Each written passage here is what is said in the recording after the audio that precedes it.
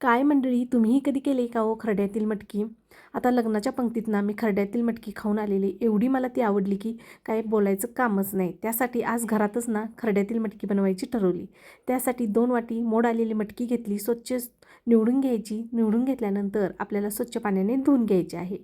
आता या ठिकाणी ना खरड्यातील मटकी तयार करण्यासाठी अर्धी जुडी पालकाची घ्यायची. त्यामध्ये 1 चमचा खरड्याचा ठेचा घालायचा आहे. त्यामध्ये 7 ते 8 मिरच्या, लसूण, आलं, जिरे घालून या ठिकाणी बारीक वाटण करून घेतलेला खरडा आहे. आता तो यामध्ये घातल्यानंतर थोडंसं पाणी घालून घ्यायचं आणि या ठिकाणी पेस्ट तयार करून घ्यायची.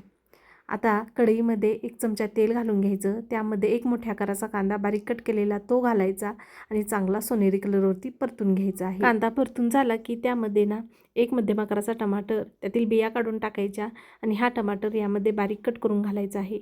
आता हा टमाटर ना आपल्याला छानपैकी कांद्यामध्ये शिजवून घ्यायचा आहे. त्यासाठी झाकण ठेवायचं आणि कांदा छानपैकी या ठिकाणी बघा शिजला गेलेला आहे.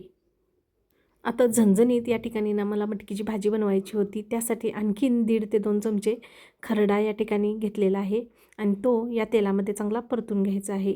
छानपैकी झणझणीत या ठिकाणी ना ही मटकीची भाजी बनवून तयार होते. 2 ते 3 मिनटं चांगला खरडा तेलामध्ये परतून घ्यायचा. त्यानंतर यामध्ये तयार करून घेतलेली पालकाची पेस्ट घालून घ्यायची. आता पालकाची पेस्ट ही या कांद्यामध्ये चांगली परतून घ्यायची आहे. 2 ते 3 मिनटं चांगलं परतून घेतल्यानंतर यामध्ये आपण धुवून घेतलेली मटकी घालायची आहे. चवीनुसार मीठ घालायचं आणि यामध्ये 1 ग्लास पाणी घालून चांगली ही मटकी आपल्याला शिजवून घ्यायची आहे. 4 ते 5 मिनटं झालेले आहेत. मटकी शिजले का बघूया.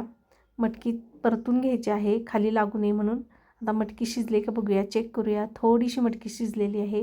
आणखीन 2 ते 3 मिनटं आपण झाकण ठेवून ना मटकी शिजवून घेणार आहोत. बघा मस्तपैकी या ठिकाणी ना खरड्यातील मटकी बनवून तयार झालेली आहे. खायला 1 नंबर लागते. तुम्ही ही रेसिपी नक्की ट्राय करून बघा. आवडल्यास लाईक, शेअर आणि सबस्क्राईब करायला विसरू नका. परत भेटूया नवीन रेसिपीबरोबर. तोपर्यंत रामकृष्ण हरी. धन्यवाद.